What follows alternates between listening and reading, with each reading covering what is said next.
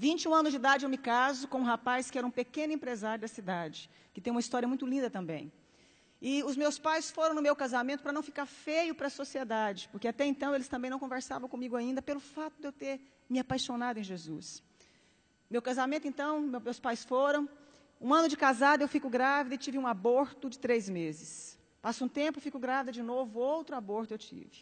Descobriu que eu tinha falta de progesterona e que não conseguia engravidar, nem segurar gestação alguma sem remédio para engravidar. Então, eu tomo remédio, fico grávida novamente.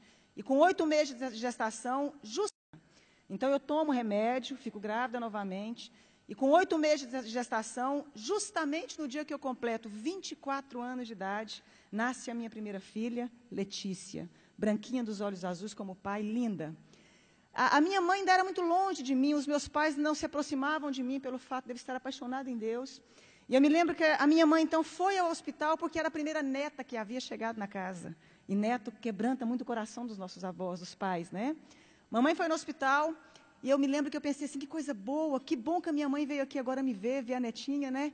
E eu lembro que quando a minha mãe chegou, passados uns 10 minutos, pediram a minha menina, a enfermeira me pediu a neném para dar banho na neném e me devolver para me ter alta.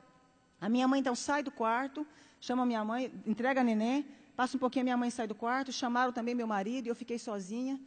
E eu ainda falei assim para Deus, que bom que nada teve que acontecer, porque a minha mãe agora voltou a falar comigo. E ela simplesmente se negava a falar comigo. Eu me lembro que naquele momento, então, entra no meu quarto a chefe da pediatria do Hospital da Mulher em Goiânia. Aquela chefe da pediatria começou a acalentar as minhas mãos como ia me dar alguma notícia. Ela disse, mãezinha, acabou de acontecer uma fatalidade. A sua filha acabou de cair do braço da enfermeira e veio a óbito. Minha primeira filha caiu do braço da enfermeira e veio a óbito. É muito fácil você levar um bebê para casa, mas você levar um caixão é muito difícil, minha querida. Mas eu queria fazer um parêntese aqui e dizer o seguinte, lembra que a minha mãe me falava que eu ia perder um filho como ela havia me perdido para Deus? E eu fazia uma oração que Deus fizesse o que fosse preciso para encontrar o coração da minha família e se revelar a eles. A minha mãe não falava comigo, isso me doía muito. Quando então eu recebo a notícia, minha mãe já havia recebido a notícia na porta do hospital. A minha mãe sobe as escadarias do hospital, entra no quarto e começa a gritar, filha, me perdoa.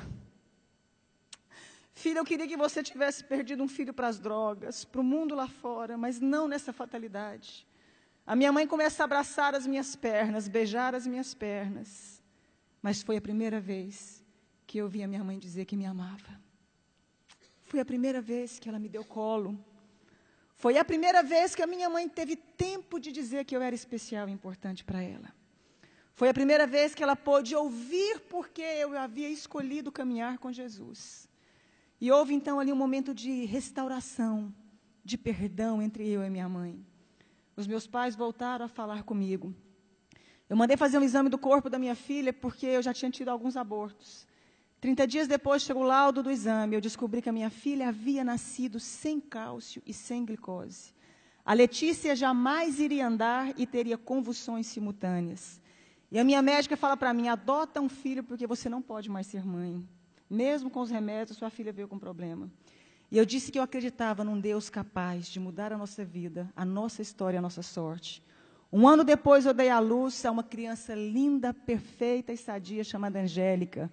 Faz 11 anos mês que vem. 3 anos depois dei à luz a Annelise, tem 8 anos hoje. Mas 3 anos dei à luz ao Cirino Júnior. Todos perfeitos e sadios. Se eu acabasse aqui a minha história,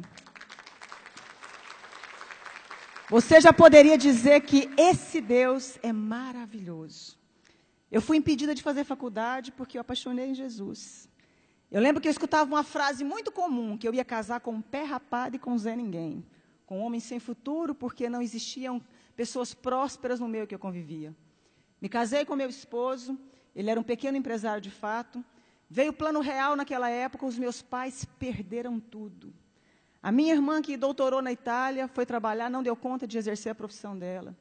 Os meus irmãos todos ficaram desestruturados junto com os meus pais. E Deus levanta o meu marido com grande prosperidade. Deus começou a honrar um rapaz que até hoje tem a 4ª série colegial. E é considerado o maior empresário no ramo de carro no estado de Goiás.